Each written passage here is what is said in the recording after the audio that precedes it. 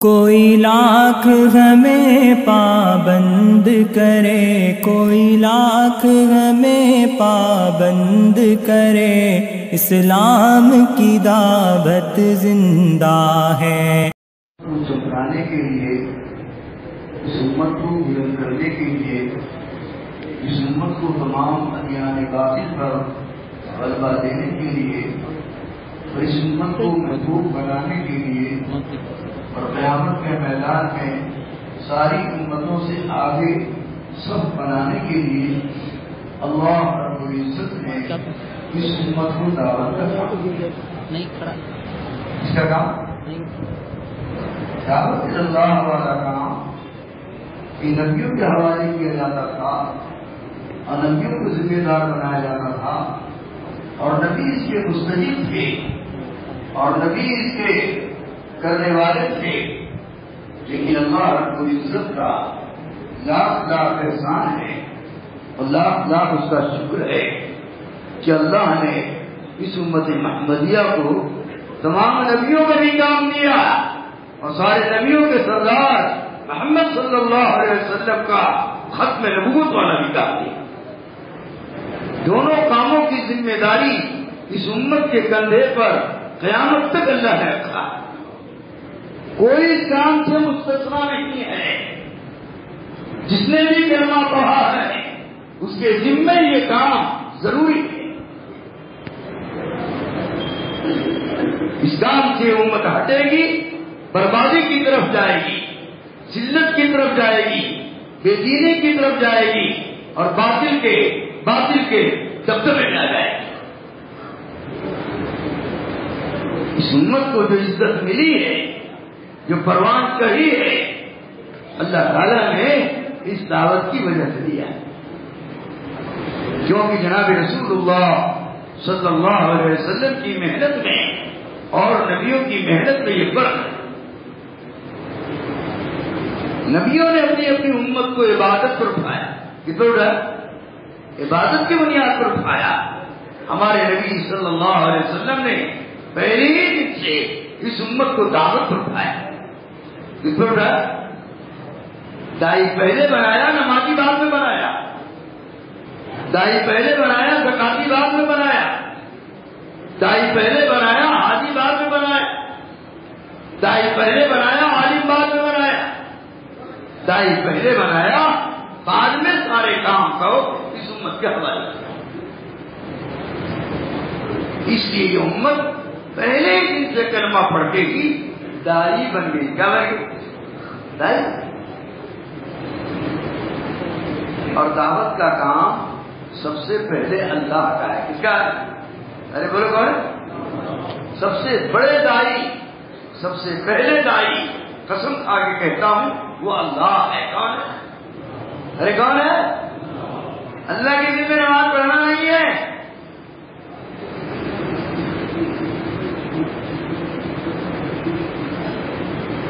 دور کر دو تھوڑا۔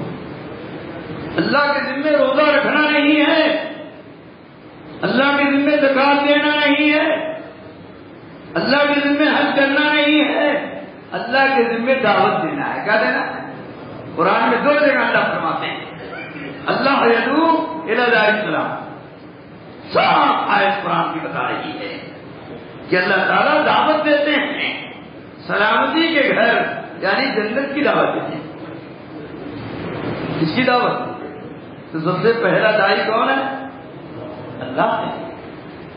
اللہ نے اپنا والا کام اپنے نیک بندوں کو، اپنے صالح بندے کو اور اپنے خصوصی بندوں کو اللہ نے عطا فرمایا، اور وہ بھی 40 سال کے بعد عطا فرمایا۔ کتنا سال؟ 40 سال۔ اکثر نبیوں کو 40 سال کی عمر میں نبوت ملی۔ اس 40 سال کے عرصے میں اللہ نے ان کی تربیت کیا۔ کیا کیا؟ تربیت کیا، یعنی دعوت دینا سکھایا، دعوت کی حکمتیں سکھلائی، دعوت کا حسن کلام سکھلایا، دعوت کا حسن اخلاق سکھایا، دعوت کی نرمی سکھلائی اور دعوت کی جفا کشی، محنت، مجاہدہ، قربانی سکھایا۔ یاد رکھنا 40 سال کے عرصے میں ایسا ان کو بنا دیا ان پر انگلی نہ اٹھا سکے،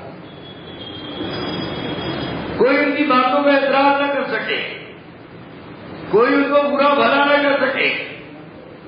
اللہ تعالیٰ نے ایسا بنا کر سنوار کر پھر ان کو نبی بنایا،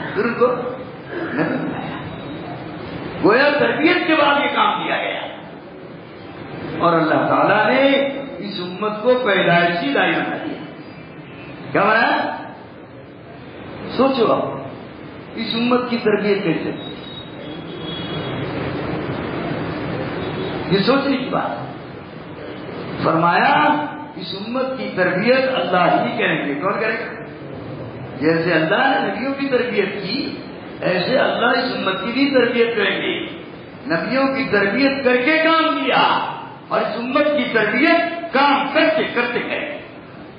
کیا کام چھوڑنے سے نہیں ہوگی تربیت، کام سے بیٹھنے سے نہیں ہوگی تربیت، کام کرتے کرتے اللہ کر دے گا۔ کون کرے گا؟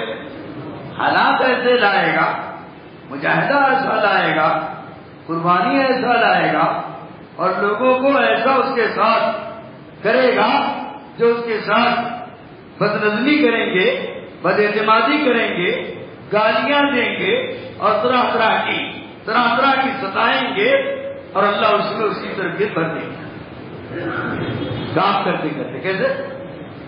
اس لیے میرے عزیز اور دوستو، یہ اتنا بڑا مجمع جو یہاں آیا ہے، بتاؤ بھائی دعوت کی بنیاد پر آیا ہو، آپ کو کوئی لالچ دے کر نہیں بلایا گیا، آپ کے لیے کوئی عہدے کا اعلان نہیں کیا گیا، آپ کو کوئی اور چیز کو دینے کے لیے نہیں بلایا گیا۔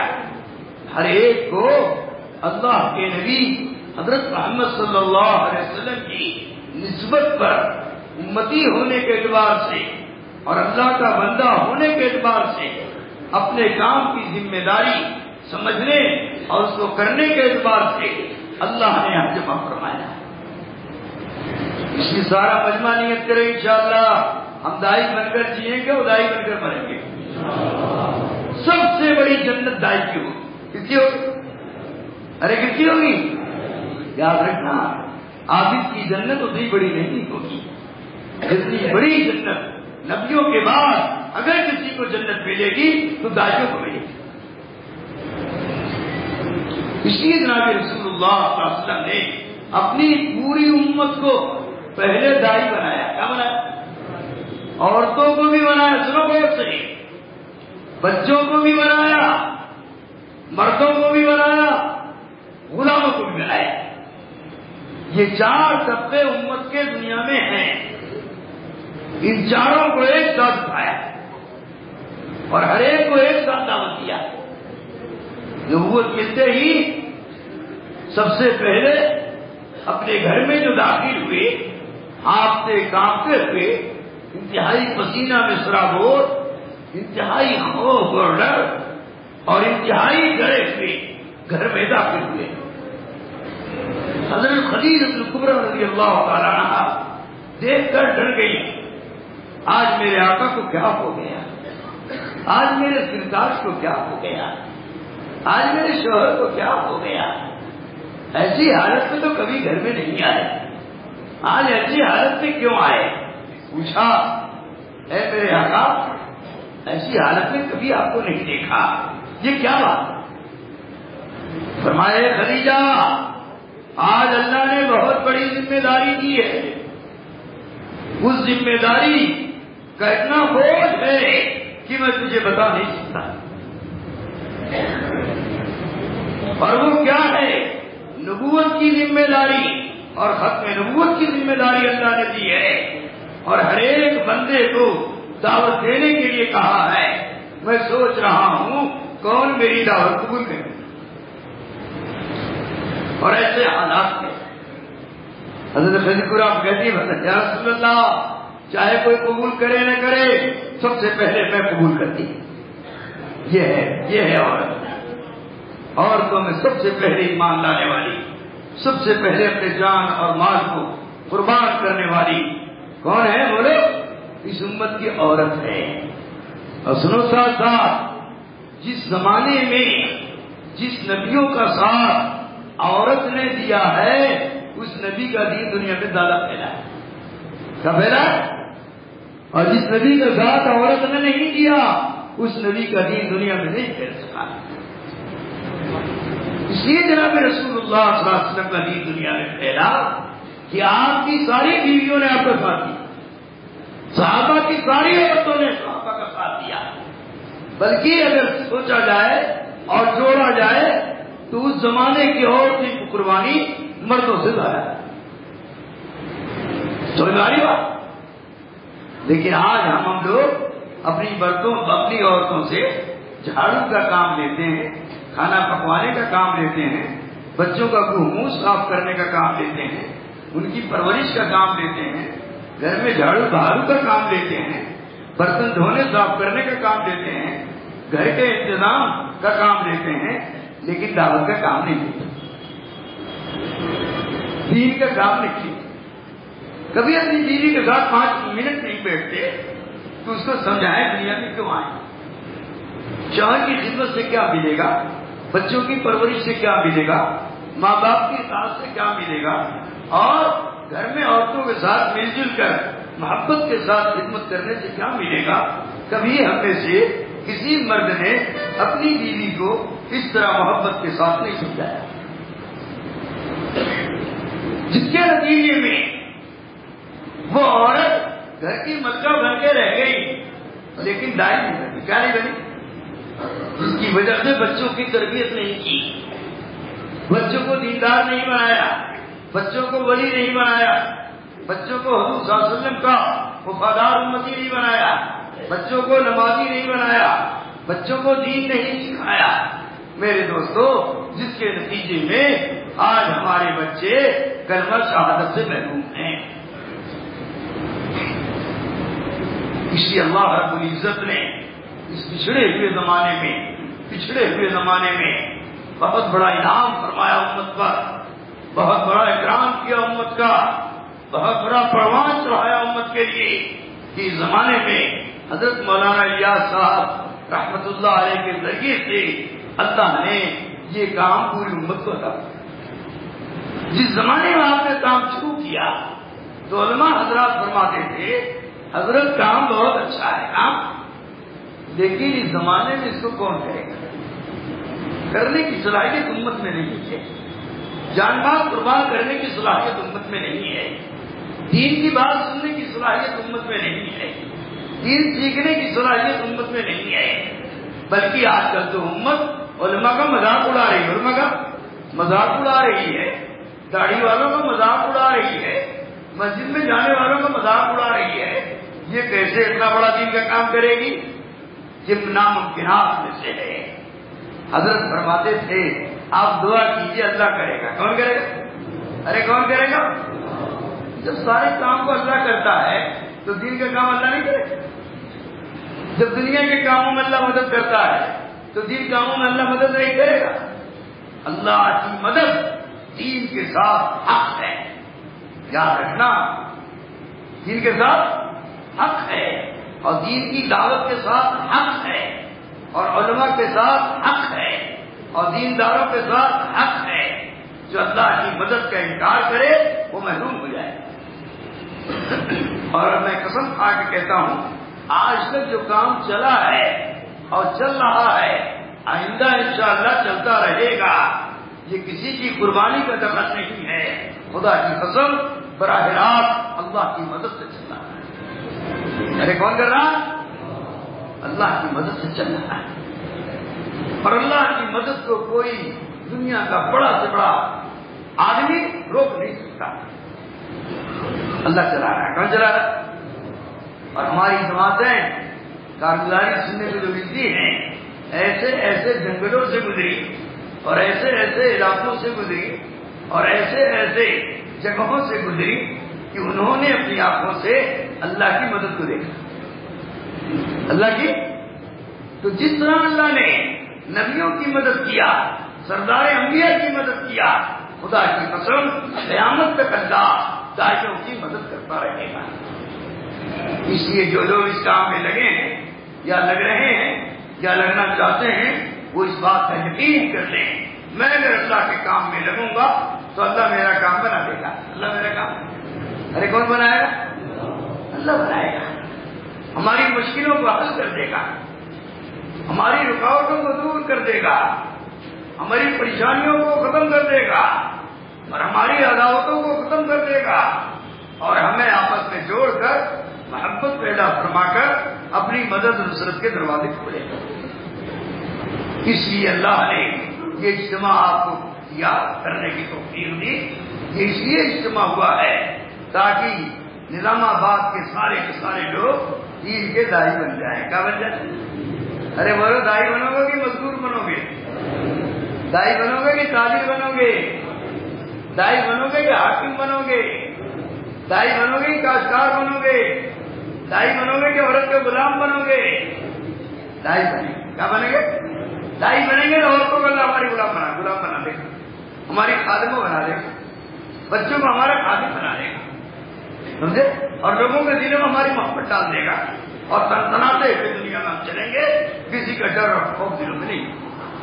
یاد رکھنا، دائی کسی سے نہیں ڈرتا، دائی اللہ سے ڈرتا ہے. کس سے ڈرتا ہے؟ ارے بولے کس سے ڈرتا ہے؟ کسی سے مرضو نہیں ہوتا، اللہ سے مرضو ہوتا ہے. اور دائی کی جو مدد سب سے زیادہ اللہ کرتے ہیں وہ روب کے ذریعے کرتے ہیں. کس کے ذریعے؟ یاد رکھنا، دائی کی مدد تلوار سے نہیں ہوتی، دائی کی مدد ہتھیار سے نہیں ہوتی، دائی کی مدد افسریت سے نہیں ہوتی، دائی کی مدد کاروبار دکان سے نہیں ہوتی. خدا کی قسم، دائی کی مدد اس کے خوف سے ہوتی، روب کے ذریعے کرتے ہیں. سمجھے؟ اللہ کے نبی خود فرماتے ہیں نصرت بالرعب، اللہ نے میری سب سے زیادہ جو مدد کی ہے وہ روب کے ذریعے کی. کیونکہ روب کے ذریعے صحابہ میں ایسا روب تھا کہ میلوں پہ جاتا تھا. بڑے بڑے دہریے، بڑے بڑے مشرک ان کے چہرے پر دیکھ کر ڈر جاتے تھے. دروازے نہیں ڈرتے تھے، صحابہ کے چہرے سے ڈرتے تھے، حضرت عمر کے چہرے سے کانپتے تھے. اور ہزاروں میل کی دوری پر نصرانیوں کے بچے، یہودیوں کے بچوں کو ان کے والدین ڈراتے تھے حضرت عمر کے نام سے. کس کے نام سے؟ ارے مطلب کس کے نام سے؟ حضرت عمر کے نام سے ڈراتے تھے اور وہ ڈر گئے. تو اللہ تعالیٰ نے مسلمان کو جو روک دیا ہے یہ سب سے بڑی نعمت ہے اور سب سے بڑی طاقت ہے، سب سے بڑا نور ہے، سب سے بڑا لوگوں کو کھینچنے کا ذریعہ ہے. اور یہ روگ ملتا ہے، دائیوں کو ملتا ہے، عابدوں کو ملتا ہے اور سب سے پہلے اس کے اندر تقویٰ پیدا کرتے ہیں. کیا پیدا کرتے ہیں؟ ارے دائی کے اندر کیا پیدا کرتے ہیں؟ تقویٰ اور توکل. یہ دو صفت بہت بڑی صفت ہے جو اللہ کی نصرت کو اور اللہ کی مدد کو اور اللہ کی قدرت کو، اللہ کے خزانے کو، اللہ کے غیبی نظام فرشتوں کو کھینچنے میں سب سے زیادہ مدد دیتی ہے. کیا دیتی ہے؟ تقویٰ اور توکل. اور تقویٰ کے دو درجے یاد رکھنا، ایک اعلیٰ درجہ اور ایک ادنا درجہ. ادنا درجہ یہ ہے کہ ہر آدمی ہر وقت اللہ سے ڈرے. کس سے ڈرے؟ تنہائیوں میں بھی ڈرے، مجمع میں بھی ڈرے، گناہ کے وقت بھی ڈرے، نیکی کر کے ڈرے. یہ تقویٰ کا ادنا درجہ ہے. یاد رکھنا، گناہ کر کے ڈرنا، گناہوں کے موقع پر ڈرنا، یہ تقویٰ کا ادنا درجہ ہے. اعلیٰ درجہ کیا ہے؟ نیک عمل کر کے پھر اللہ سے ڈرے، پوری زندگی دعوت میں لگا کر پھر اللہ سے ڈرے، خوب مجاہدہ قربانی دین کے لیے کرے پھر اللہ سے ڈرے، بہتر سے بہتر نماز پڑھے پھر اللہ سے ڈرے، خوب جان مال قربان کرے، خرچ کرے پھر اللہ سے ڈرے. یہ اعلیٰ درجے کا تقویٰ. یاد رکھیں، ہر صحابی کو جناب رسول اللہ صلی اللہ علیہ وسلم نے اعلیٰ درجہ سکھایا تھا تقویٰ. سوچو، ابوبکر صدیق رضی اللہ تعالیٰ عنہ اس امت میں سب سے بڑے امتی ہیں. یاد رکھنا، اور سب سے اعلیٰ درجے کے امتی ہیں اور ان کا ہر عمل اللہ کو سب سے زیادہ پسند ہے. ایسے بڑے صحابی کو جناب رسول اللہ صلی اللہ علیہ وسلم ان کی نماز کے آخر میں پڑھنے کو کیا سکھا رہے ہیں؟ سوچو آپ، اب اس سے انداز لگاؤ کہ ہماری نماز کتنی قیمتی ہونی چاہیے، کتنی اعلیٰ درجے کی ہونی چاہیے، کتنا اللہ کے ڈر اور خوف اور تقویٰ کی بنیاد پر ہونی چاہیے، یہ ابو بکر صدیق کی نماز سے اندازہ لگاؤ۔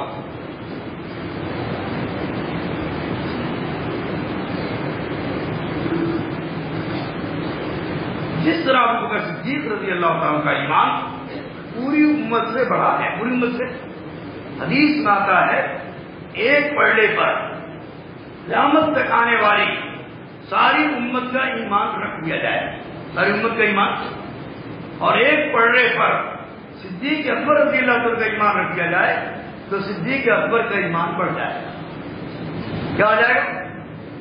تو جس طرح آپ کا ایمان ساری امت سے افضل ہے، ساری امت سے بڑا ہے، ساری امت سے وزنی ہے، تو آپ کی نماز اور آپ کی عبادت کی ساری امت سے بہتر ہے، ساری امت سے۔ وہ اتنا بڑھیا نماز پڑھنے والا شخص، اعلیٰ درجے کی نماز پڑھنے والا شخص، اللہ کے مطابق نماز پڑھنے والا شخص، اللہ کے نبی کے سنت کے مطابق نماز پڑھنے والا شخص، جس کی نماز بڑی اونچی تھی، اس کو اللہ کے نبی سکھا رہے۔ کیا سکھا رہے؟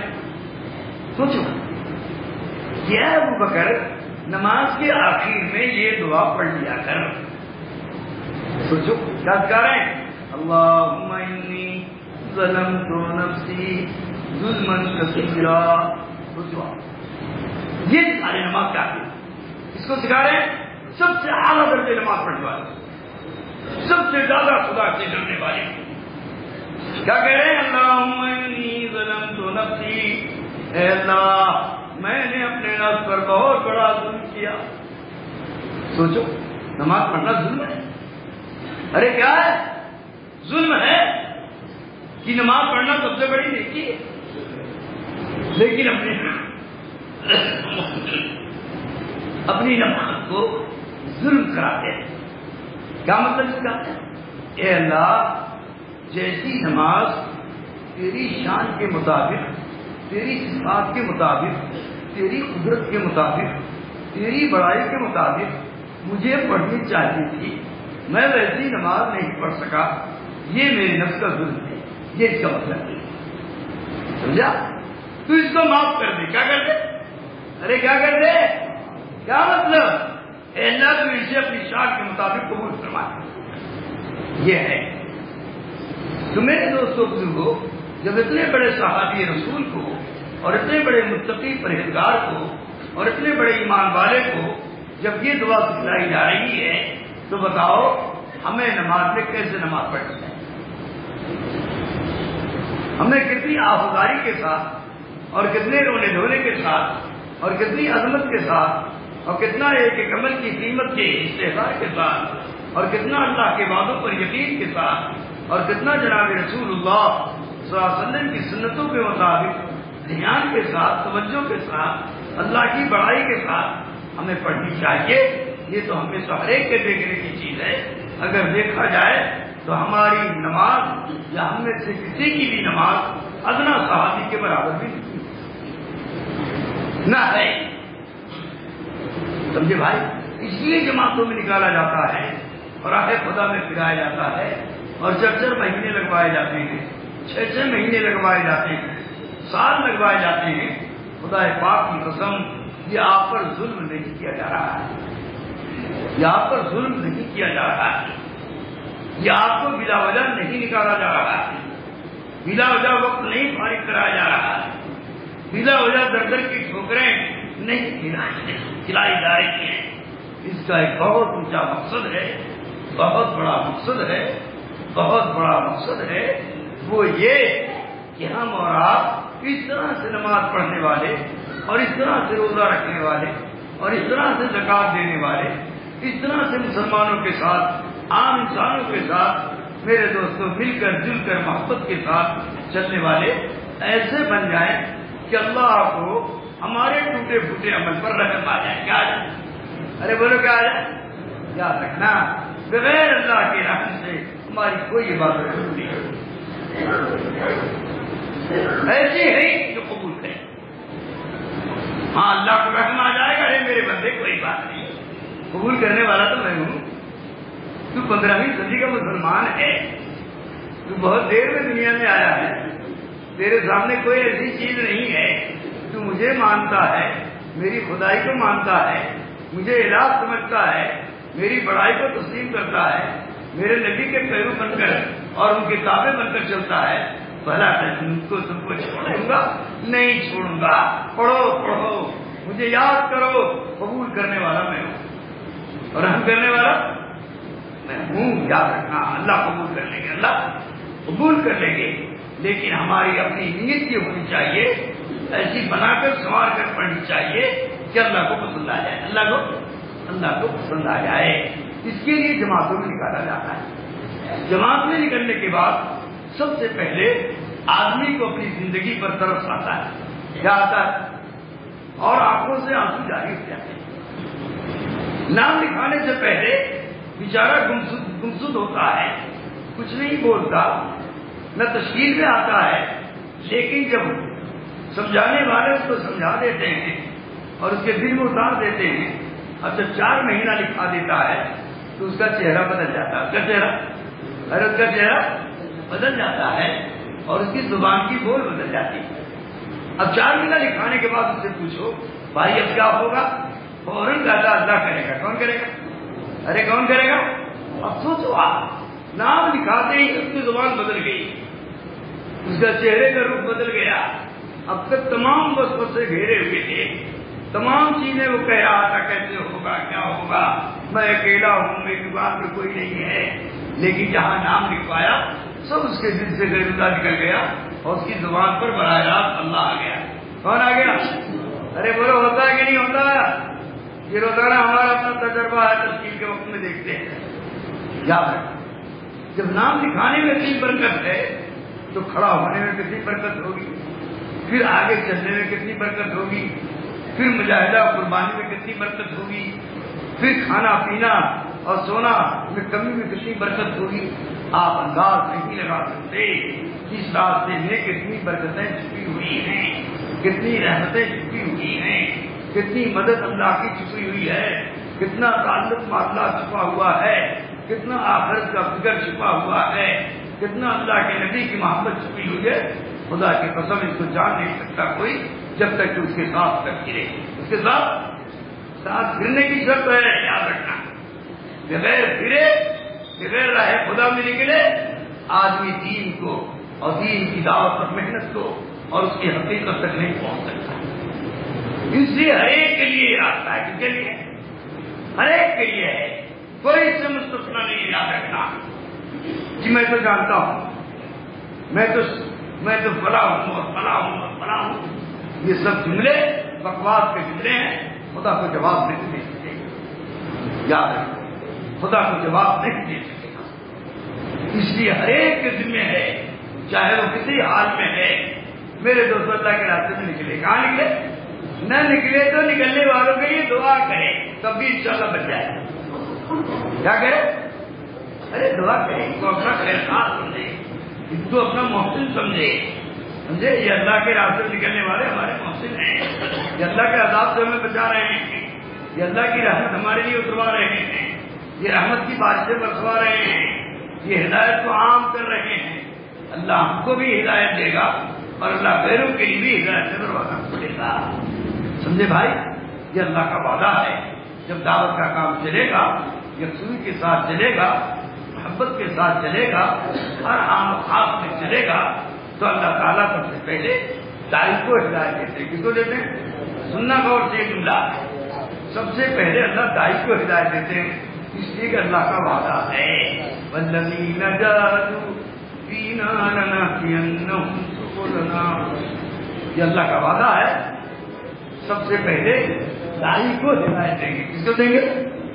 دین کی محنت کرنے والے، جد و جہد کرنے والے، قربانی دینے والے، تکلیفیں اٹھانے والے، جو اللہ کے لیے کرتے ہیں اور ساری تکلیفوں کو جھیلتے ہیں، برداشت کرتے ہیں، سب سے پہلے اللہ ان کو ہدایت کیا؟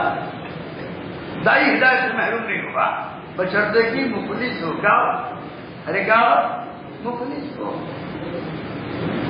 اور دوسری بات سنو، دوسرے جتنا بڑا میدان محنت دائی کا ہوگا، جتنا بڑا میدان محنت دائی کا ہوگا، اللہ اس میں ہدایت کر دیں گے، ہدایت کر دیں گے، اور ان سارے لوگوں کو اللہ ہدایت دے دیں گے۔ جتنا بڑا میدان محنت دائی کا ہوگا، پہلے دائی کو ہدایت دیں گے، پھر اس کے میدان محنت میں ہدایت کر دیں گے اور سب کو ہدایت عطا فرما دیں گے۔ اب یہ دائی قیامت کے میدان میں جب جائے گا تو جتنے لوگ اس کی دعوت پر، اس کی محنت پر ہدایت پائے ہوئے ہیں، اللہ ان سب کو اس کے ساتھ کرے گا کہ اس سب کو اپنے ساتھ جنت میں لے کر جائے۔ جب یہ دائی جنت میں جا رہا ہوگا، ایک دو آدمی نہیں ہوں گے، ہزاروں لاکھوں کی تعداد میں ہوں گے، تو وہاں کھڑے ہوئے نبی، بہت سبھی کھڑے ہوئے ہوں گے جنت کے دروازے پر، وہ فرشتوں سے پوچھیں گے یہ کون سا نبی جا رہا ہے، یہ کون سا نبی جا رہا ہے، ارے بھائی یہ کون سا نبی جا رہا ہے؟ فرشتے کہیں گے یہ نبی نہیں ہے، یہ محمد صلی اللہ علیہ وسلم کی امتی جا رہا ہے۔ کون جا رہا ہے؟ نبی تنے تنہا جنت میں جائے گا۔ بعض نبی ایسے ہوں گے ایک امتی بھی ان کا نہیں بنا ہوگا، تو ناکام نہیں ہوئے، کامیاب ہوئے۔ کیا ہوئے؟ کامیاب ہوئے۔ لیکن اس امت کا دائی ہزاروں لاکھوں کے ساتھ جنت میں جائے گا، سمجھے؟ انبیاء طرف کھائیں گے اور انبیاء کہیں گے ارے یہ کون سا نبی جا رہا ہے، یہ کون سا نبی جا رہا ہے؟ فرشتے کہیں گے یہ نبی نہیں جا رہا ہے، یہ محمد صلی اللہ علیہ وسلم جا رہا ہے۔ کون جا رہا ہے؟ حضور کا۔ اس لیے میں کہا کرتا ہوں اکیلے تنہا اس امت کا جنت میں جانا یہ اس امت کی توہین ہے۔ کیا؟ ارے کیا توہین ہے؟ یہ تو پچھلی امتوں کے بارے میں ہے، اکیلے تنہا چلا جائے گا، لیکن یہ امت ہزاروں لاکھوں کے ساتھ جنت میں جائے گا۔ اس لیے میرے دوستو ہمارے دل میں دعوت کا کام دیا گیا ہے۔ اس کا کام؟ ارے بولو پہلے اذان ہے کہ پہلے نماز ہے؟ نہیں آپ کی مسجد میں پہلے نماز ہوتی ہوگی، پہلے اذان ہے۔ کبھی سمجھا اذان کیوں دی جا رہی ہے؟ اذان پہلے کیوں دی جا رہی؟ اذان دعوت تامہ ہے، مؤذن سب کو نماز کی دعوت دیتا ہے۔ ہر کام کو چھوڑ کر، ہر دکاندار کو چھوڑ کر، ہر شوہر اپنی بیوی کو چھوڑ کر، ہر باپ اپنے بیٹیوں کو چھوڑ کر، ہر کاشتکار اپنی کھیتیوں کو چھوڑ کر، سب چھوڑ دو، اب نماز کی طرف دوڑو۔ کس کی طرف دوڑو؟ تو پتہ چلا پہلے دعوت ہے پھر عبادت، پہلے دعوت ہے۔ اس لیے ہر مسلمان کے ذمہ ہے دعوت دیتے ہوئے نماز پڑھے، دعوت دیتے ہوئے ذکر کرے، دعوت دیتے ہوئے علم سیکھے، دعوت دیتے ہوئے علم سکھائے، دعوت دیتے ہوئے حج کرے، دعوت دیتے ہوئے سارے کام دین کا کرے گا تو خدا کی قسم اس کے ہر شعبے زندگی سے دنیا میں ہدایت ملے گی۔ ارے سمجھ آ رہی بات؟ اس کی دکان سے ہدایت پھیلے گی، اس کی ملازمت سے ہدایت پھیلے گی، اور اس کی سفر سے ہدایت پھیلے گی، اس کے شادی بیاہ سے ہدایت پھیلے گی، اس کے کاروبار سے ہدایت پھیلے گی، اس کی ملازمت سے ہدایت پھیلے گی۔ یہ جھوٹ نہیں کہہ رہا ہوں، خدا کی قسم دور صحابہ میں اللہ نے کر کے دکھایا، اللہ نے کر کے دکھایا۔ ایک صحابی کے ذریعے سے پورے ملک میں ایک ملک اللہ نے ہدایت، کیوں؟ ان کے کاروبار کی وجہ سے۔ کس کی وجہ سے؟ ارے ان کے کاروبار کی وجہ سے دعوت نہیں دیا انہوں نے، اپنے کاروبار کو شریعت کے مطابق کیا۔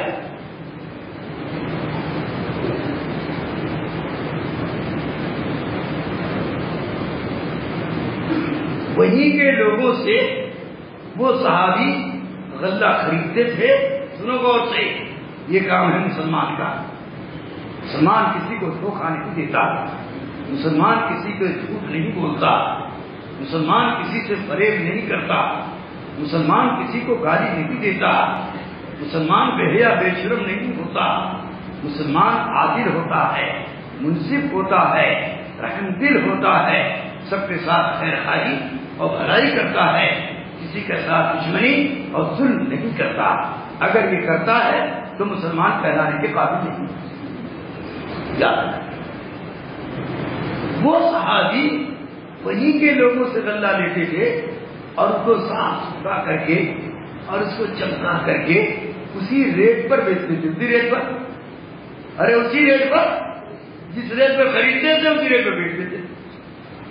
اب سب کی دکانیں ٹھپ ہو گئی، سارے تاجر مکھی مارنے لگے اور سب کہنے لگے بھائی یہ کون سا تاجر آیا ہے جس نے ہماری دکانوں کو ٹھپ کر دیا۔ تو وہاں کے سارے تاجر مشورہ کر کے بادشاہ کے پاس پہنچے کہ اس آدمی کو ملک سے نکالا جائے، اس نے ہماری تجارت کو ٹھپ کر دیا ہے، ہماری تجارت پر ایک گراہک نہیں آتے اور اس کی تجارت پر صبح سے شام تک ہزاروں کی لائن لگی رہتی۔ اور تعجب کی بات یہ بادشاہ یہ ہمیں سے غلہ لے کے جا کے بیچتا ہے۔ بادشاہ بھی حیران، لیکن جب پبلک نے سنا کہ اس مسلمان بھائی کو سارے تاجروں نے شکایت کر کے آج اس کو ملک سے دربدر کروائے گی، ملک سے نکلوائے گی، تو اس ملک کی ساری پبلک بادشاہ کی خدمت میں حاضر ہو، تاجر بھی حاضر ہوئے اور اس ملک کی پبلک بھی حاضر ہوئی۔ بادشاہ نے کہا تم اپنی تجارت کیسے کرتے ہو کہ ہمارے تاجر رو رہے ہیں اور کہہ رہے ہیں ہماری دکان پر کوئی نہیں آتا، ہماری تجارت ختم ہو گئی ہے، بتاؤ تم کیا کرتے ہو؟ انہوں نے کہا اے بادشاہ ہم تو ان سے زیادہ ظالم تھے اور ان سے زیادہ ہم مکار تھے، ان سے زیادہ ہم خطرناک تھے، لیکن ہمارے درمیان میں ایک نبی اللہ نے بھیجا اور محمد صلی اللہ علیہ وسلم کو اللہ نے بھیجا، انہوں نے آ کر ہمیں انسان بنایا، مسلمان بنایا، اللہ کا ڈر اور خوف پیدا کیا اور انہوں نے زندگی گزارنے کا ایک بہترین طریقہ بتایا، اور انہی طریقوں میں سے آپ نے تجارت کا طریقہ بتایا کہ ایسی تجارت کرو کہ کسی کو دھوکہ مت دو، اپنی تجارت میں عیب ہے تو عیب بتا کے بیچو، جھوٹ مت بولو، امانت داری کے ساتھ دیانتداری کے ساتھ سچائی کے ساتھ ایمانداری کے ساتھ تم تجارت کرو گے تو اللہ برکت دے گا۔ کیا دے گا؟ تمہارا کام اللہ چلائے گا، تجارت سے نہیں چلے گا۔ تو اے بادشاہ ہمیں اس پر یقین ہو گیا اور ہم نے محمد صلی اللہ علیہ وسلم کے طریقے پر تجارت شروع کی۔ وہ کیا؟ ہم انہیں تاجروں سے غلہ لے جاتے تھے، پوچھیے ان سے ہم ان سے لے گئے کہ نہیں لے گئے، ان سے پوچھیے لے گئے کہ نہیں لے گئے، ان سے پوچھیے ہم نے ان سے 20 بورا خریدا تھا کہ نہیں خریدا تھا۔ سارے تجاری تاجروں کا ہاں بالکل خریدا۔ پھر کیسے تمہاری تجارت چل گئی اور سارے لوگ تمہارے پاس آنے لگے اور ان کی تجارت ٹھپ ہو گئی؟ تو انہوں نے کہا اے بادشاہ ہمارا یقین غلے کی تجارت پر نہیں ہے، ہمارا یقین تجارت کے پیسوں پر نہیں ہے، ہمارا یقین اللہ پر ہے۔ کس پر ہے؟ اس لیے جس طرح ہمارے نبی نے فرمایا ہم نے اس طرح سے تجارت شروع کی۔ وہ کیا؟ ہمارے نبی نے فرمایا کسی کو دھوکہ مت دینا، جھوٹ مت بولنا، صفائی ستھرائی کے ساتھ تجارت کرنا، اور جو تمہارے مال میں کمی ہو اس کو نکال کر تجارت کرنا۔ تو ہم نے ان سے غلہ لیا اور غلے کو خوب صاف ستھرا کیا، سارے کنکر پتھر نکالے اور نکال کر کے پھر ہم نے اسی دام میں لوگوں کو فروخت کیا، ہم نے نفع نہیں رکھا۔ کہا ایسا کیوں؟ کہا اللہ ہم کو نفع دے دیتا ہے۔ کہا وہ نفع کیا ہے؟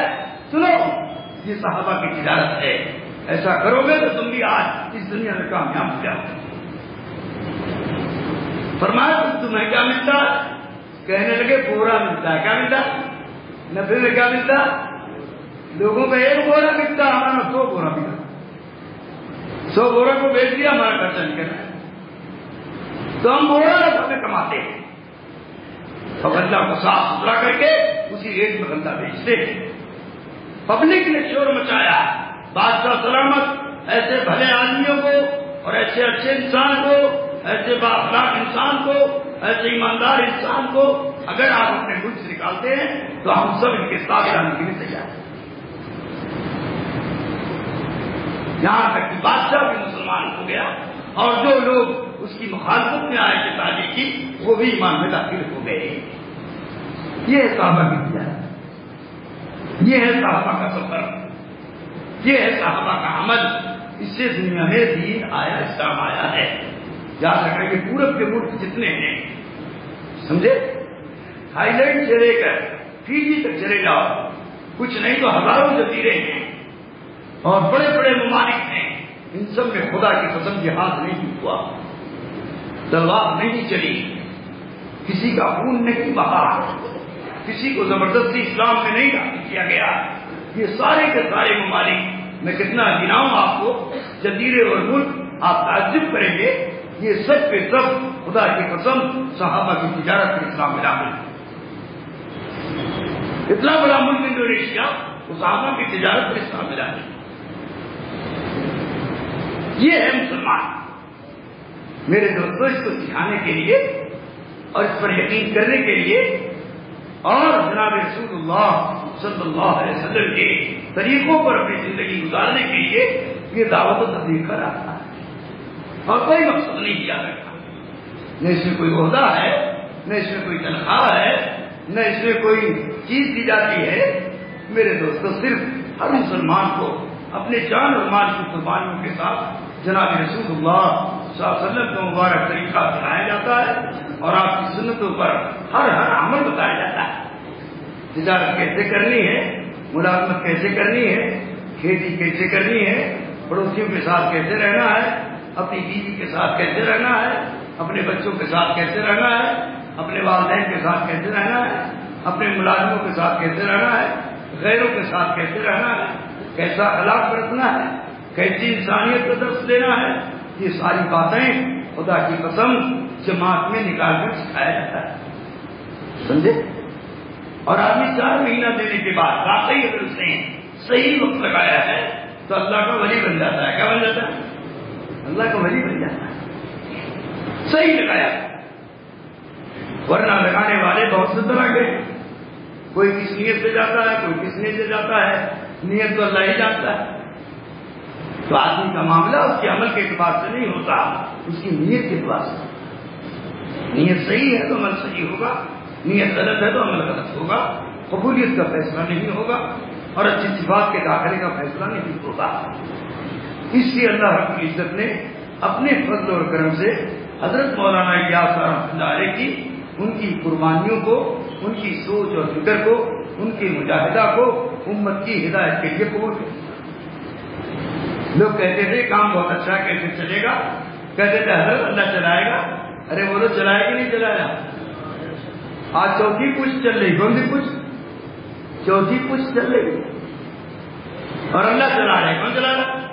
اللہ چلا رہے ہیں اور ان کی قربانیوں سے چلایا، ان کی اولاد کی قربانیوں سے چلایا، ان کی بیویوں کی قربانیوں سے چلایا۔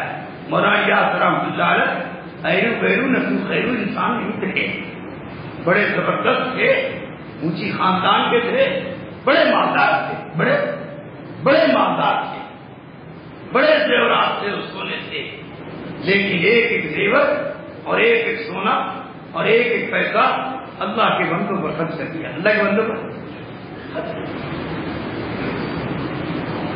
جہاں تک کہ آپ کے پاس کچھ مہمان آئے، آپ نے ان کو کھلایا اور رات کا وقت تھا، سارے مہمان جب کھا چکے تو 1-2 لقمہ کھانا بچا۔ آپ نے آواز لگائی کیونکہ دسترخوان دانش کا تھا، اسی کی بغل میں جنانا دروازہ تھا، آپ کا گھر کا بھی ہے۔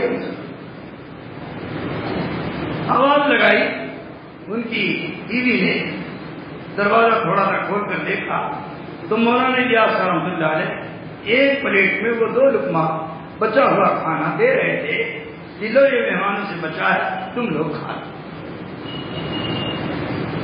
جو ہی ان عورتوں نے، 2 ہی تو عورت ایک بیٹا تھا، اور ایک ماں تھی، مولانا یوسف رحمۃ اللہ علیہ تھے، بچے تھے اور ان کی والدہ تھی۔ لقمہ اٹھایا کہ بچے کے منہ میں ڈال دیں، اتنے مہمان آ گئے۔ حضرت نے آواز لگائی، ارے بھائی سے مت کھانا، جلدی سے واپس کر دو، جلدی سے واپس کر دو۔ نہ مولانا یوسف رحمۃ اللہ علیہ کے منہ میں ایک لقمہ گیا، نہ ان کی ماں کے منہ میں ایک لقمہ گیا۔ وہ ایک لقمہ کھانا باہر پلیٹ میں آیا، آپ اس مہمان کو کھلایا۔ مولانا یوسف رحمۃ اللہ علیہ بھوک کی وجہ سے کچھ رات گئے، رونے لگے، بھوک کی وجہ سے رونے لگے۔ ماں تھکی دے رہی ہے اور چپ کرا رہی ہے۔ مولانا یاس رحمۃ اللہ علیہ نے اسے سن لیا اور دل بے قرار ہو گئے اور رونے لگے۔ بستر سے اٹھے، وضو کیا اور اپنے تنہائی کے مکان میں جو کمرہ تھا، حجرہ تھا، اس میں تشریف لے گئے اور بڑی بڑی رکعتیں نماز کی نیت باندھی اور روتے رہتے اور پڑھتے۔ سجدہ میں جب گئے تو آپ نے اللہ سے دعا مانگی، اے اللہ، میں نے اتنا بڑا کام قیامت تک کے لیے آپ کے بھروسے پر کیا ہے، اس کے بھروسے پر، اے اللہ، اس کام کو چلانے والا تو ہے اور ہمارے مہمانوں کو کھلانے والا تو ہے۔ اے اللہ، آج ہمارے گھر پر فاقہ آ گیا، تیرے مہمانوں کے کھلانے کی برکت سے آیا ہے۔ اے اللہ، اب تو اس چار دیواری میں کھانے کا انتظام کر دے۔ کیا کر دے؟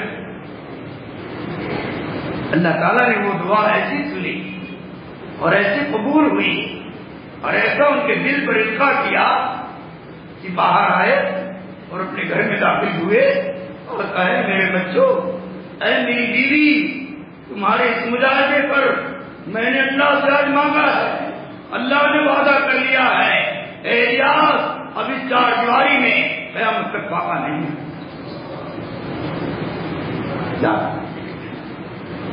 کون کھلا رہا؟ ہزاروں مہمانوں کو کون کھلا رہا؟ کبھی ہمارے حضرت جی نے ہاتھ پھیلایا آپ کیا؟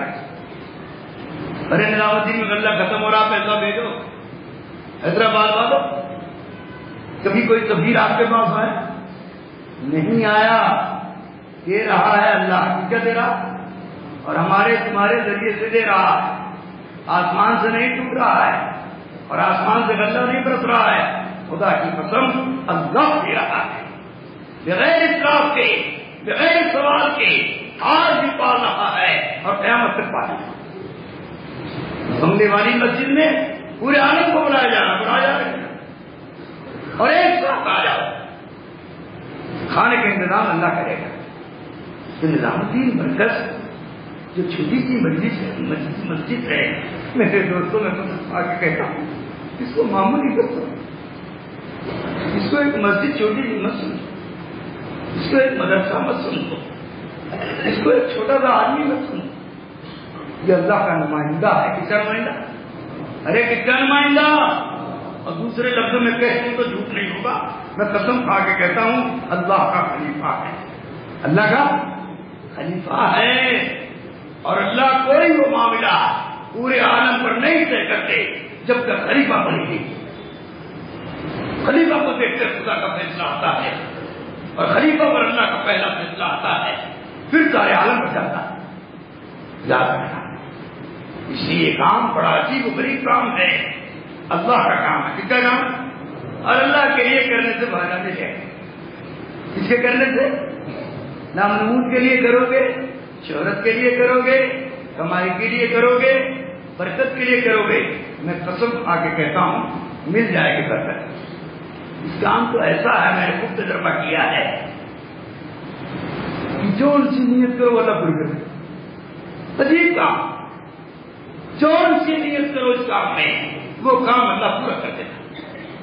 یاد ہے، لیکن ہم دنیا کے کام کے لیے نہیں کر رہے ہیں، ہم تو آخرت کے لیے کر رہے ہیں۔ کس کے لیے کر رہے ہیں؟ ارے وہ لوگ کس کے لیے کر رہے ہیں؟ ہماری آخرت بن جائے، ہماری جنت بن جائے، ہمارا اللہ ہم سے راضی خوش ہو جائے، ہمارے بیڑے دنیا میں بھی اور آخرت اللہ پار کر دے۔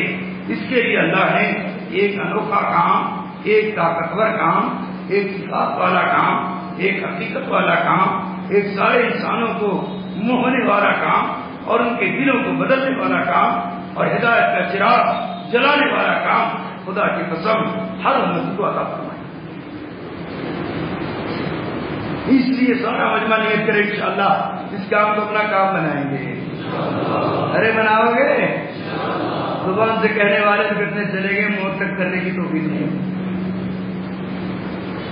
نیت کرو اللہ سے 2 رکعت نماز پڑھ کے مانگو. کیا مانگو؟ 2 رکعت صلاۃ کہ اللہ میں نے نیت کر لی تیرے کام کی، تو میرے لیے آسانی پیدا فرما لے اور میرے لیے قبولیت کا فیصلہ کرو. یہ کام ہے گھروں کا کام نہیں کہ اللہ یوں ہی دے دے.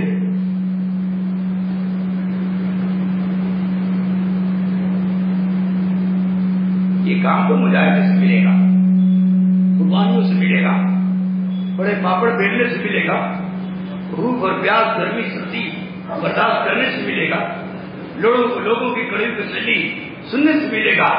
جو جتنا اس کام میں صبر کرے گا، برداشت کرے گا، خدا کی قسم اس کام کی حقیقت اس کے سینوں پر پھوٹی چلی جائے. یہ کام اللہ کا ہے. کس کا ہے؟ اللہ کا ہے.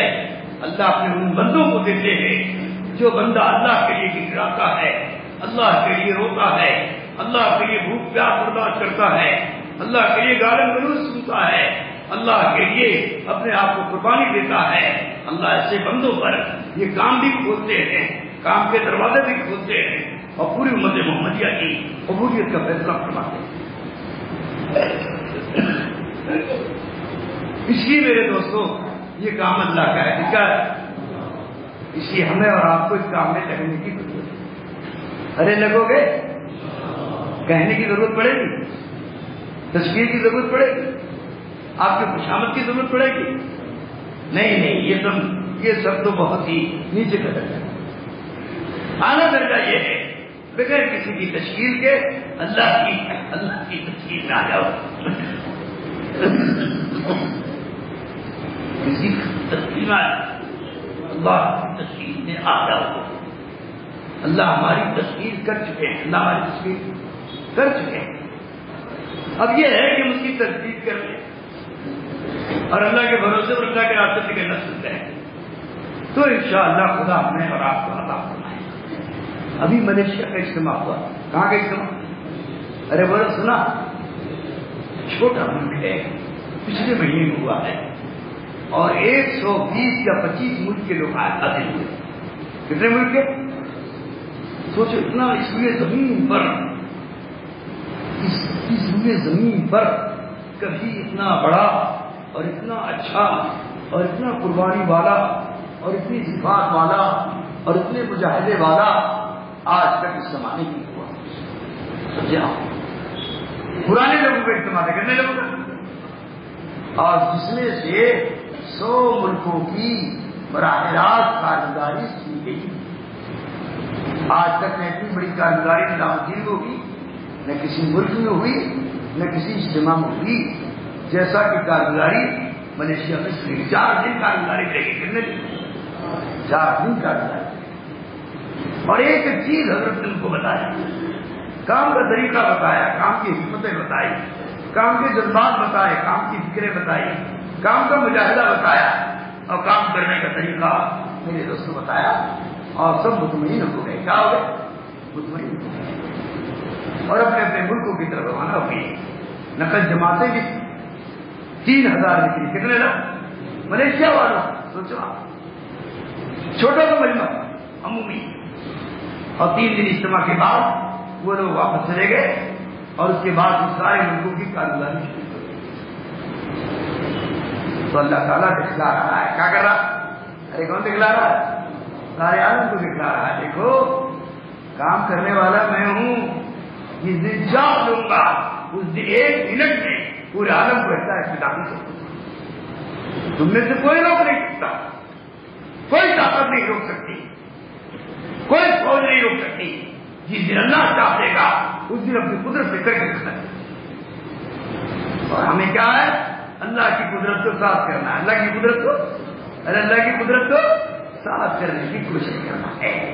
اللہ ہمارے ساتھ ہو جائے اللہ کی قدرت ہمارے ساتھ ہو جائے، اللہ کا غیبی نظام فرشتے ہمارے ساتھ ہو جائیں اور اللہ کے نبی کی دعائیں ہمارے ساتھ ہو جائیں، اس کے لیے ہر شخص کو قربانی دینا ہوگا۔ کیا دینا ہوگا؟ بھائی بیٹھ جاؤ، ہر شخص کو قربانی دینا ہوگا۔ سمجھے آپ؟ یہ مجمع بیٹھا ہے تو اللہ کہلوا رہے ہیں، یہ اللہ کہلوا رہے، ہم نہیں کہہ رہا، کہاں سے کہنا بتا جاتا ہے۔ سمجھ میں آئی بات؟ اس لیے دھیان سے توجہ کے ساتھ سنو اور یہ نیت کر کے بیٹھو، انشاءاللہ ہم قربانی دیں گے۔ کیا دیں گے بولو؟ اگر یہ نظام آباد کا یہ حلقہ اگر قربانی پر آ جائے تو پورے حیدرآباد کے تمام علاقوں کو اور اس صوبے کو نظام آباد کے پیچھے پیچھے اللہ چلائے گا۔ ارے نظام آباد والوں کے پیچھے پیچھے اللہ چلائے گا۔ جیسے میواتیوں نے قربانی دی حضرت کی نہیں کی اور اس زمانے میں دیا، تو اللہ تعالیٰ نے میواتیوں کو پورے عالم کی ہدایت کا ذریعہ بنایا۔ سمجھے؟ حالانکہ وہ پڑھے لکھے لوگ تھے، نہ مال تھا، نہ جان تھی اور نہ ان کے پاس علم تھا، لیکن محبت تھی۔ کیا تھی؟ ارے بولو کیا تھی؟ حضرت سے واجبانہ محبت تھی، حضرت کے کام سے واجبانہ محبت تھی۔ حضرت مولانا علی میاں صاحب رحمۃ اللہ علیہ نظام الدین کے صوبہ کے بیان میں بیٹھے تھے، حضرت منظور نعمانی رحمۃ اللہ علیہ وہ بھی دونوں ساتھ ساتھ آتے تھے ہمیشہ، اور ساتھ ساتھ وقت لگاتے تھے اور ساتھ ساتھ نظام الدین میں رہتے۔ انہوں نے بھی چلہ لگایا ہے، یہ مکہ میں انہوں نے چلہ نہیں لگایا، انہوں نے چلہ لگایا سن 1959 میں، کب لگایا؟ اور ہمارے علاقے یو پی میں، مشرقی یو پی میں لگایا، جب تو اس زمانے میں بالکل کام نہیں تھا، تعارف بھی نہیں تھا، لیکن یہ دونوں بزرگ اپنے ساتھ جماعت لے کر پیدل قرا در قرا، شہر در شہر میرے دوستوں میں حد کرتے۔ مولانا علی میاں صاحب رحمۃ اللہ علیہ فرماتے ہیں میں نے اس میواتی سے پوچھا تم نے کیا سمجھا؟ حضرت کی بات کو تم نے کیا سمجھا؟ کیا میں سمجھ گیا؟ ہم نے تو بھائی تم بتاؤ، میں تو عالم ہوں اور حضرت کی بات بالکل سن رہا ہوں، میری سمجھ میں تو آئی نہیں۔ تیری سمجھ میں کیا آیا؟ کہا وہ کہہ رہے ہیں 4 مہینہ لگا دو۔ کیا لگا دو؟ اور اگر میں 4 مہینہ نہیں لگاؤں گا تو یہ سب جان دے دے گا۔ یہ میں سمجھا۔ تو مولانا ابو الحسن ندوی رحمۃ اللہ علیہ نے اس میواتی کے پیٹھ پر تھپکی دی اور کہا واقعی خدا کی قسم تم نے سمجھا، تم نے سمجھا۔ تو میرے دوستو یہ اللہ کا کام، کس کا کام؟ اللہ جس سے اپنا کام لے لے، یہ اللہ کا کام ہے۔ اللہ چاہے عالموں سے لے لے، چاہے اہل سے لے لے، چاہے مزدوروں سے لے لے، چاہے بے پڑھے لکھوں سے لے لے، کوئی اس کو روکنے والا نہیں۔ کیا کرنا؟ کون لے گا؟ اللہ کا۔ ہم افریقہ کے جنگلوں میں گھوم رہے تھے، ایک دیہاتی اونٹ لیے ہوئے ملا اور اس نے زور سے کہا السلام علیکم۔ میں نے کہا وعلیکم السلام۔ میں نے کہا ارے بھائی یہ تو بتاؤ تمہارے اس علاقے میں اسلام کیسے آیا اور پھر اس جنگل میں اسلام کیسے آیا جہاں کوئی آدمی نہ آدم تھا، نہ کوئی مکان، نہ گھر، نہ کوئی جانور، نہ کھانے پینے کی چیز نہیں، تم کیسے تمہارے باپ دادا کیسے اسلام میں داخل ہوئے؟ کہنے لگے عرب کے کچھ لوگ۔ کون سے لوگ؟ عرب کے کچھ لوگ اپنی اونٹنیوں پر سوار ہو کر ہمارے علاقے میں آئے اور اس جنگل سے گزر ہوا اور انہوں نے ہمارے والدین کو، ہمارے باپ دادا کو کہا۔ میرے دوستوں صحابہ کی قربانی دیکھو، نہ ان کے پاس کھانا ہے، نہ ان کے پاس سواری ہے، نہ ان کے پاس کوئی انتظام ہے، لیکن اپنے نبی کے کام کو مقصود بنایا، اپنے نبی کے کام کی تن من دھن کی قربانی کی باتیں لگائی تھی۔